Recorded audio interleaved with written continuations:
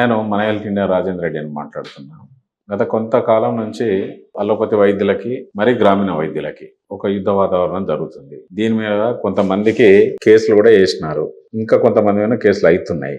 ఈ పంచాయతీ, ఈ అడావుడి, ఈ గొడవ ఇలానే ఉండగా నిన్నటి నుంచి మళ్ళీ ఒక గొడవ స్టార్ట్ అయింది. అది ఏంటంటే మెడికల్ షాపుల కంపల్సరీ క్వాలిఫైడ్ ఫార్మసిస్ట్ ఉండాలనేది ఫార్మసీ పిల్లల యొక్క ఆందోళన.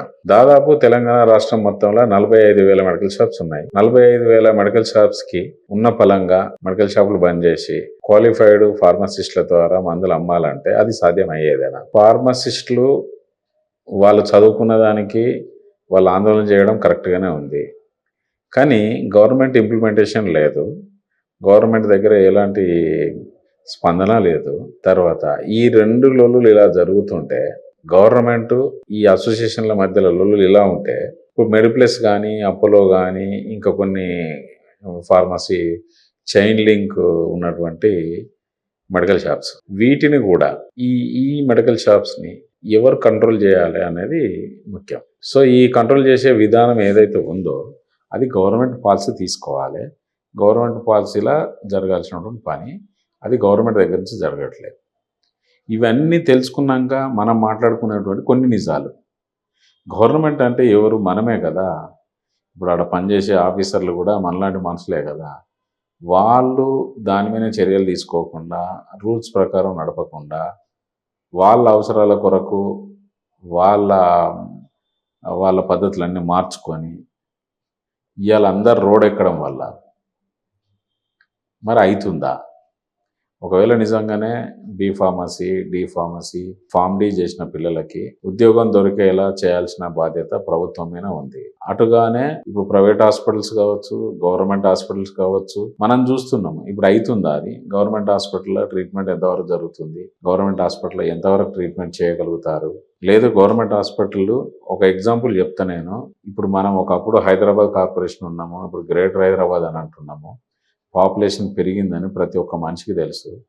పాపులేషన్ ప్రకారము ప్రైవేట్ హాస్పిటల్స్ ఎన్ని ఉన్నాయి గ్రేటర్ హైదరాబాద్లో, గవర్నమెంట్ హాస్పిటల్స్ ఎన్ని ఉన్నాయి?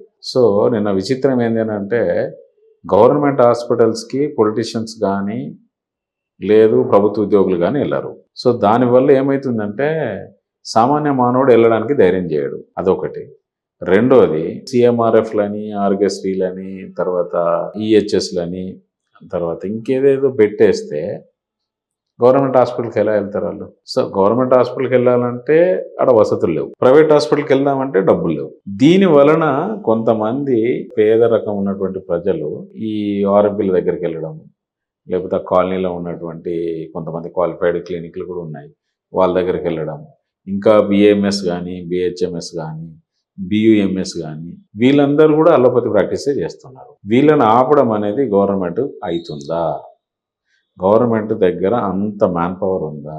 కానీ ఇప్పుడు మ్యాన్ పవర్ ఉందా అని మనం అనుకునే టైంలో 1,00,000 పైన మీకు దాదాపు 1,00,000 నుంచి 2,00,000 మంది హెల్త్ డిపార్ట్మెంట్లో పనిచేసే వాళ్ళు ఉన్నారు. ఎన్హెచ్ఎంలో కావచ్చు, వైద్య విధాన పరిషత్లో కావచ్చు, డైరెక్టర్ ఆఫ్ హెల్త్లో కావచ్చు, డైరెక్టర్ ఆఫ్ మెడికల్ ఎడ్యుకేషన్లో కావచ్చు, ఇట్లా మనకు కొన్ని పెట్టినారు. ఇప్పుడు ఐపీఎం కావచ్చు, ఇట్లా కొన్ని డిపార్ట్మెంట్లు. ఇప్పుడు ఈఎస్ఐ హాస్పిటల్ ఉంది, స్టేట్ ఈఎస్ఐ ఉంది, సెంట్రల్ ఈఎస్ఐ ఉంది.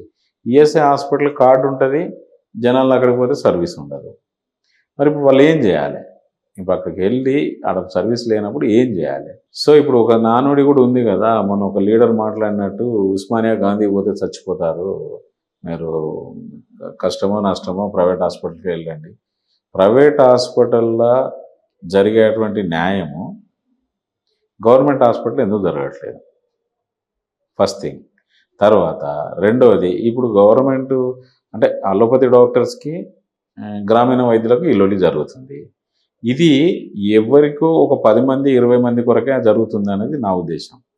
ఎందుకంటే అలోపతి వైద్యులు అందరూ కూడా వాళ్ళని ఉద్దేశించేది లేదు. ఇప్పుడు గ్రామీణ వైద్యులను అందరూ దేశించి లేదు వాళ్ళు తప్పు అనేటువంటి పరిస్థితి లేదు. ఏదో కొంతమంది స్వలాభం కొరకు వాళ్ళు ఇప్పుడు గ్రామీణ వైద్యుల మీద కేసులు పెడుతున్నారు తప్ప అంతకుమించి ఏం లేదు. ఒకవేళ నిజంగా వాళ్ళు గ్రామీణ వైద్యులు మొత్తం తీసేయాలన్నప్పుడు దానికంటే ముందు మనం అన్ని గ్రౌండ్ ఏర్పాటు చేసుకున్నాం కదా. వాళ్ళని బంద్ చేయించేది. ఎన్ని పిఎస్సీలు ఉన్నాయి, ఎన్ని పిఎస్సీలలో ఎన్ని గంటలు పనిచేస్తున్నారు. నేను ఈ మధ్యకాలంలో ఒక డిఎంఎడ్హెచ్తో మాట్లాడితే, అవును సార్ మా వాళ్ళు 2-3 గంటలకల్లా వెళ్ళిపోతారు రూరల్లో, పని చేయరు అని అన్నారు. మరి అప్పుడు ఏం చేస్తాం? మధ్యాహ్నం 2కో 3కో వెళ్ళిపోతే రేపు మార్నింగ్ 10 o'clock అత్తాడా రాడా తెలియదు. మరి అప్పటి వరకు ప్రజలకు ఎవరు వైద్యం చేయాలి? ఇవన్నీ ఏమైందంటే ఇదొక లొల్లి. ఈ లొల్లికి తగ్గట్టుగా ఇప్పుడు బీ ఫార్మసీ పిల్లలు, ప్రతి ఫార్మసీలో క్వాలిఫైడ్ వైద్యుడు ఉండాలి, మన ఫార్మసిస్ట్ ఉండాలి అనేది మంచి ఆలోచనే. మరి అది ఎవరు చేయాలి? ఇప్పుడు ఏదో 50 మందో 100 మంది అయితే కాదు కదా. 45,000 ఫార్మసీలు ఉన్నాయి. 45,000 ఫార్మసీలలో ఎంతమంది క్వాలిఫైడ్ ఫార్మసీ పిల్లలు ఉన్నారు? మరి వాళ్ళందరూ ఎందుకు రోడ్ ఎక్కట్లే? ఓన్లీ 50 మందో 100 మందో నిన్న అక్కడ వచ్చి ధర్నా చేసినారు డ్రగ్ ఆఫీస్ ముందు. మరి ఆ 100 మంది కొరక ఇది చేసేది? నిజంగా అందరూ 10,000 మందో 20,000 మందో వస్తే కదా తెలిసేది. అప్పుడు కదా వాళ్ళకున్న ప్రాబ్లం ఏందో తెలిసేది. ఒక 10 మంది, నేను అనేది ఏంటంటే దయచేసి మీ స్వలాభాల కొరకి ప్రజలను ఇబ్బంది పెట్టకండి. ప్రజలను ఇబ్బంది పెట్టే ఉద్దేశం కానీ, ప్రజలను ఇబ్బందుల పాలు చేసే ఉద్దేశం కానీ చేయకండి. నిజంగా మీకు కావాలని ఉంది, చలో మీరు అందరూ ఒక తాటి మీద నిలబడి మీ ఫార్మసీ రైట్స్ ఏమున్నాయో మీ రైట్స్ ప్రకారం మీరు కొట్లాడచ్చు. అది కొట్లాడకుండా మీరు ప్రతి ఫార్మసీలో అది తెలియదా? రూల్ తెలియదా? మీరు చదువుకున్నప్పుడు తెలియదా? మీరు కౌన్సిలర్ రిజిస్ట్రేషన్ అయినప్పుడు తెలియదా? మీ సర్టిఫికేట్ ఎవరికొవరికి ఇచ్చి ఉంటారు కదా, అది తెలియదా? సేమ్ ప్రాబ్లం నేను చెప్తున్నా. అదే అల్లోపతి వైద్యులు కూడా ఇదే ఆర్ఎంపీలకు సర్టిఫికెట్లు ఇచ్చినారు హాస్పిటల్ పర్మిషన్స్కి, అది తెలియదా? అల్లోపతి వైద్యులు ఆర్ఎంపీలకు సర్టిఫికెట్లు ఏదైతే ఇచ్చి హాస్పిటల్స్ క్లినిక్స్ నడుతున్నాయో సేమ్ ఫార్మసిస్టులు కూడా ఫార్మసీ లైసెన్సు ఫార్మసీ వాళ్ళకి ఇచ్చేసి వాళ్ళు నడుపుకునే విధంగా చేసింది ఫార్మసీ స్టూడెంట్స్, ఇటు అలోపతి డాక్టర్లు. మీ తప్పులు మీ కింద పెట్టుకొని గ్రామీణ వైద్యులు దొంగలు, ఫార్మసీలల్లా చదువు రానోడు మందులు అమ్ముతున్నాడు, ఈ పిచ్చి ముచ్చట్లు బంద్ చేసి ఒకవేళ మీకు వీలైతే గవర్నమెంట్ దగ్గర కొట్లాడండి, దాన్ని ప్రజలకు ఇబ్బంది లేకుండా కొట్లాడండి. మెడిప్లస్లు వచ్చినాడు మీరు ఎందుకు అపోజ్ చేయలేదు? అన్ని మెడిప్లస్లు వచ్చినాయి, అన్ని అపోలో ఫార్మసీలు వచ్చినాయి, మరి ఎందుకని లేదు? మీరు ఆ రోజు మాకు 30,000 జీతం ఇవ్వండి అని ఎందుకని లేదు? లేదు, ప్రైవేట్ కంపెనీస్ ఉన్నాయి, ప్రైవేట్ కంపెనీలలో పోయి 10,000కు 15,000కు జీతం చేస్తూ ఉన్నారు. ఆ రోజు కూడా ఎందుకు అనలేదు? మేము చదువుకున్న చదువుకు 10,000 15,000 ఎందుకు? మాకు నిన్న మాట్లాడుతూ ఉన్నారు కదా, ఒక వీడియోలో చూసిన నేను, 30,000 జీతం కావాలి. 30,000 ప్రైవేట్ వాడు ఎందుకు ఇస్తాడు మీకు? మీరు పెట్టుకోండి ఫార్మసీలు, మీరే పెట్టుకొని నడపండి. అల్లోపతి వైద్యులు కూడా అదే చెప్తున్నా, మీరు పెట్టుకోండి, హాస్పిటల్స్ పెట్టుకొని నడపండి. ఎవరికో సర్టిఫికెట్ ఇచ్చి 100 దగ్గర ₹1,00,000 50,000 తినే బదులు మీరే హాస్పిటల్ పెట్టుకోండి. ఇట్లనే సేమ్ బీ ఫార్మసీ పిల్లలు కూడా, డి ఫార్మసీ పిల్లలు కూడా, ఫార్మ్ డి చేసిన పిల్లలు కూడా మీరు కూడా మీ ఫార్మసీ పెట్టుకోండి. మరి అది లేకుండా ప్రతి ఒక్కరిని ఏదో ఒక మాట అనేసి మేము ఏదో లీడర్లం కావాలి, లేదంటే మాకేదో లాభం కావాలి, అట్లా ఆలోచించకండి. నేను ఇది మాట్లాడినట్టయితే మీకు ఏమన్నా బాధ అనిపిస్తే నా నంబర్ ఉంటుంది, వాట్సాప్ నంబరు. నేను నిజమే మాట్లాడాలని ట్రై చేస్తున్నా, అబద్ధం అవసరం లేదు, మోసం అవసరం లేదు. నిజంగా మీకు ఆ ప్రాబ్లం ఉంటే మీకు ఉన్నటువంటి డ్రగ్ ఇన్స్పెక్టర్లా లేకపోతే డ్రగ్ కంట్రోల్ అథారిటీసా, pharmacy, D pharmacy, B pharmacy, pharm D చదివిన పిల్లలకి మీ ఎంప్లాయ్మెంటు మీకు రావాలంటే గవర్నమెంట్ దగ్గర మీరు పద్ధతిగా డిసిప్లిన్గా కొట్లాడండి. మెడికల్ షాప్స్ ఇయ్యాల కాదు, మీరు చాలా ఏళ్ళ నుంచి చూస్తున్నారు, మీ సర్టిఫికెట్లు లేకుండా ఫార్మసీలు రావు, వితౌట్ ఫార్మసిస్ట్ సంతకం సర్టిఫికెట్ లేకుండా ఫార్మసీ రాదు. సో అలాంటి తరతరాల నుంచి నేర్పినటువంటి ఈ పద్ధతుల్ని ఒకటే రోజులో పోవాలి మూసేయాలంటే అది కలవని పని. సేమ్ అలోపతి వైద్యులు కూడా అదే, వాళ్ళు తరతరాల నుంచి గ్రామీణ వైద్యులు వస్తున్నారు, వాళ్ళని ఒకటే రోజు బంద్ చేయాలంటే ఏడవుతుంది? అది అంత ఈజీనా? పాసిబుల్ అయిద్దా?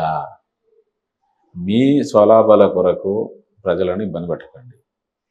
మీకు ఏం రైట్స్ కావాలా రండి, మా మీడియా ముందు మాట్లాడండి, సార్ మాకు ఈ విధంగా ఉండాలి, ఏ విధంగా ఉండాలంటే మనం దాన్ని తీసుకెళ్దాం ముందుకు. కానీ వట్టిగానే వేగగానే అందరినీ ఇప్పుడు ఏదన్నా గోళీ కొనాలంటే బయటికి పోయి ప్రిస్క్రిప్షన్ అంటే కొంటా అని ఇస్తా అని వాడంటాడు.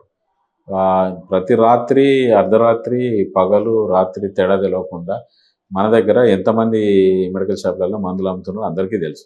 అలవాటు పడ్డోళ్ళను ఇప్పుడు ఒకటేసారి పోయి ప్రిస్క్రిప్షన్ తెచ్చుకోండి అని అంటే ఏడికి పోవాలి? ప్రిస్క్రిప్షన్కి క్వాలిఫైడ్ వైద్యులు అందుబాటులో ఉండడు, గ్రామీణ వైద్యులు ప్రిస్క్రిప్షన్ రాయకూడదు. మరి ఏడికి పోవాలి జనాలు? దయచేసి జనాల కొరకు ఆలోచించండి. మీరు ఏదైతే చేద్దాం అనుకున్నారో మంచి పనే.